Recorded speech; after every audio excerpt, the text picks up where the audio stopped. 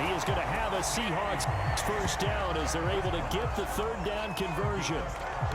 I know at the end of games, coaches always tell us that no one play won or lost a game.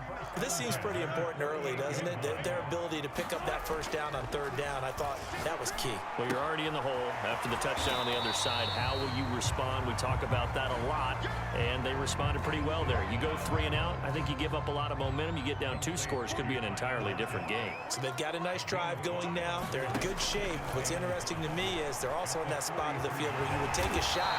Do you change that up just because you're down a touchdown? Partner, he was going through his progressions. Not there, not there. After about the third one, he decided he better pull it down and run for it.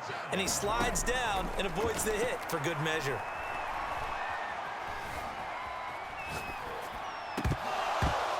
And that is incomplete. Oh, the coverage a little too good there, and it's second down.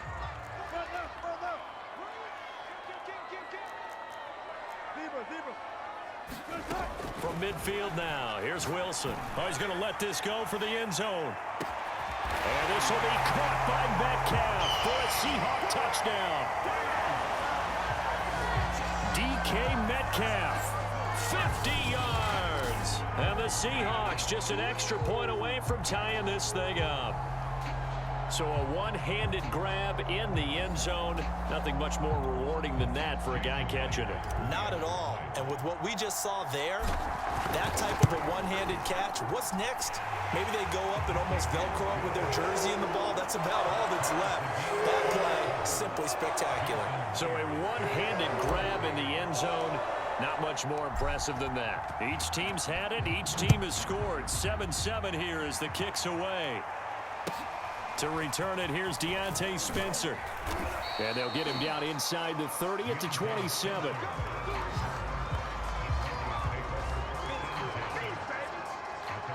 The Broncos onto the field, ready to start their next drive. And that recipe on their last drive that resulted in a touchdown looked pretty good, so they'll be hoping to do that once more.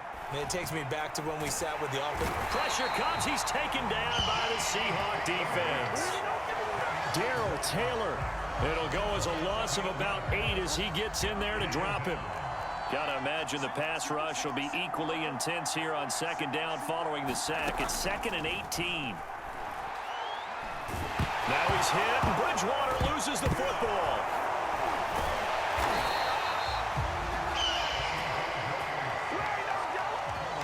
Dangerous spot for them to cough it up. Lucky to have recovered because had the defense gotten it, they were already within a shadow of the goalpost. And then you're yelling at your own defense. Sudden change, sudden change. That's not what you want to hear on your sideline. That means you got to run out there and try and stop an offense who has the ball in a very advantageous position.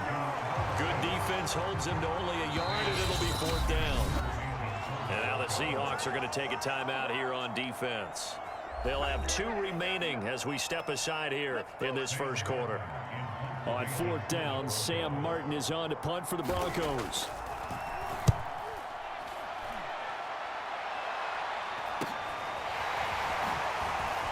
Dances by him. 43-yard punt, but they get 9 back on the return. And it'll be Seahawk football, 1st and 10. Here's the Seattle offense ready to get this drive underway.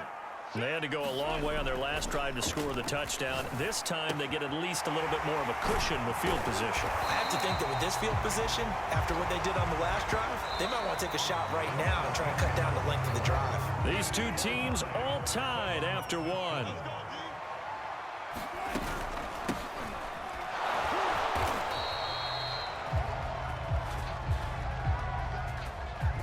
Second and 1 and people want to run the football. This is where every back in the league is supposed to do exactly what we just saw there. Pick up the first down.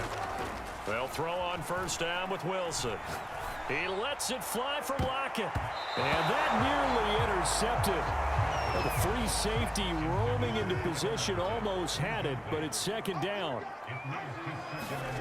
To throw again on second down. Wilson. Over the middle, that's caught by Metcalf.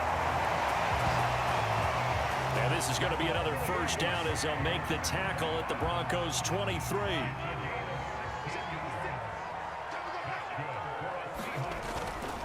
Wilson leaves this one with Penny. And he'll be taken down near the 20 at the 21. Just a yard on the first down carry, so it's 2nd and 9. Now it's Wilson. And it's incomplete. Took a shot, couldn't connect. After an incomplete pass on 2nd down, that'll leave him trying to convert on 3rd and 9. Out of the gun, here's Wilson. And he finds Penny. And brought down, but not before they get it inside the 10 to the 7. Another catch for him there on this drive, Brandon, and it looks like they're going to utilize him out of the backfield any way they can. And that time they pick up a first down. So now on defense, do you assign a man to him and try and cover him before he gets going? Toward the end zone, but that's going to wind up incomplete. They'll try again here from the 7 on 2nd and goal. Wilson will throw again. And he takes a shot on the release as this will be incomplete. To this point, I've been impressed with the work defensively. They have not allowed a lot of receivers to run free. And there's another example, another incompletion. Flush to his right. And it's intercepted at the goal line. Picked off by Kareem Jackson. And the Broncos are going to take possession here at their own 3-yard line.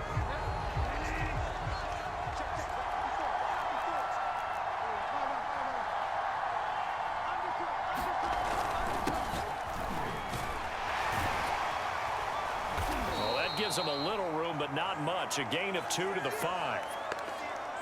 8 yards to go on 2nd down. That first down play, all you want to do is wedge out any type of space and try and create enough room. If you have to run the punter out there, he can successfully complete the punt. Yeah, didn't get a ton there, but at least some positive yardage. It'll be a nickel look here for the Seahawks on 3rd down. And movement by one of the Broncos up front, and in comes the flag. So this will be accepted as it moves the offense backwards. After the false start, sets up a 3rd and 9.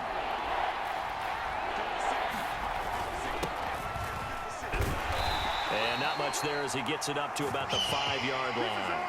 Just a 1-yard gain on the play, and that'll mean a call to the punt team as it's 4th down. Now the Seahawks call the 2nd of their 3 timeouts. So as they take it over, we step aside. Here's Sam Martin now as he'll punt it away for the 2nd time. And he's able to get it out of there.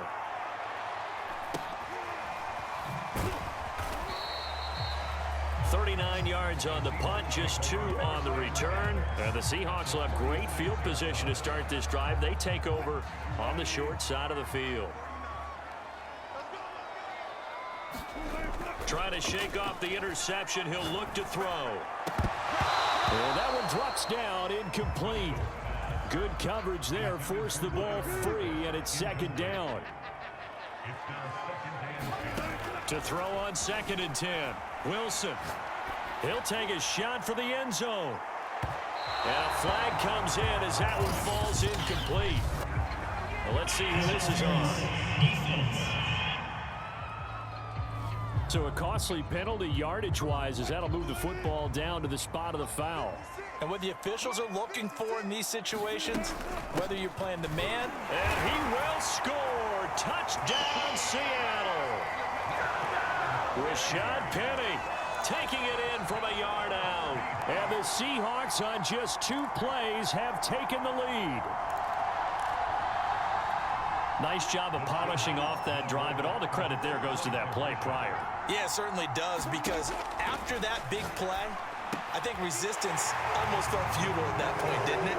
And the very next play, they come right back, quick, fast, and in a hurry, and put it in the end zone. So they go with a pass, and it works there on the 2-point try. Charles, just in general, what are your thoughts passing versus running on 2-point conversion? Situational? It is situational, and you have to know your team. What is your strength? Because so many people think you have to throw the ball in a 2-point conversion, but the stats will tell you that running it is about as proficient. So know your team and go to your strength. The Broncos onto the field, ready to start their next drive. And on the last go-around, they really couldn't get anything going. They had to punt from deep inside their own territory, which means you're going to lose the field position battle as a general rule. What they're looking for now is a little more consistency, move the ball at least a few times on offense, get a couple of first downs, and hopefully flip the field. Yeah, just something to build off of. That's what they're looking for here. From the 36, Bridgewater.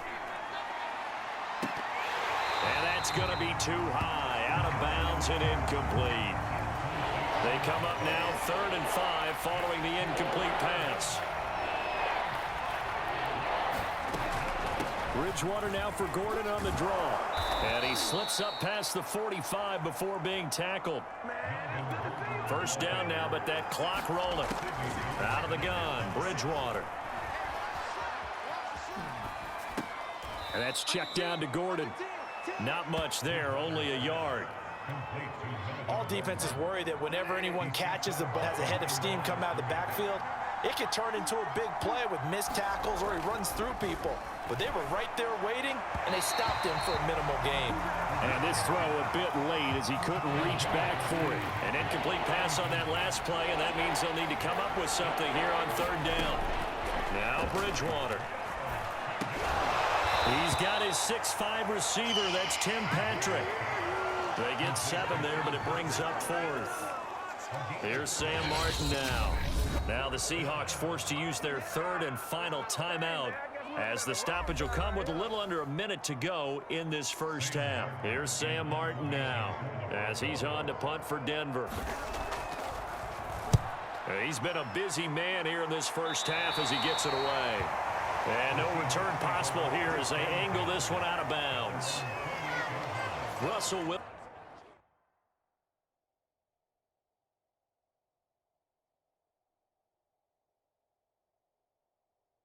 now gears up to lead the offense again. He's got the lead here in the second quarter. He's thrown the touchdown, but also an interception. As a quarterback, does that interception, even though you're playing while your team's got the lead, does that always stick in the back of your mind a little bit? For the best ones, it just upsets them that they did that because they don't think there should be any blemishes on their record. They think that they're way better than that. So your confidence gets tested a little bit. Being able to go back out there, maybe throw another touchdown, that'll tamp that down in a big way. Yeah, like I said, he's looked pretty good to this point. And he'll be taken down, but not before they work it across midfield. Time to give some credit to the big fellows, the offensive line here, because you've got to have good protection on crossing routes because you've got to give your receiver time to work all the way across the field. That time able to scan the field. Oh, that's into double coverage and intercepted. Picked off by Pat Surtain. And the Broncos are going to take over at their own 13-yard line. The Broncos onto the field ready to start their next drive as they go to work with 12 seconds on the clock. Nifty move by Gordon. And able to get this one out just shy of the 25 at the 24. So we are at halftime here in downtown Seattle with a Seahawk. There you have it. Halftime quickly over. 3rd quarter, here we go. The Seahawks with the advantage, and they get the football first as the second half is underway. Reed going to bring it out of the end zone. And not a good return here at all as they'll be forced to start at the 12-yard line. Wilson, the Seahawks take over now 1st and 10 at their own 12-yard line. Off the play fake. Wilson. Catch is made by Metcalf.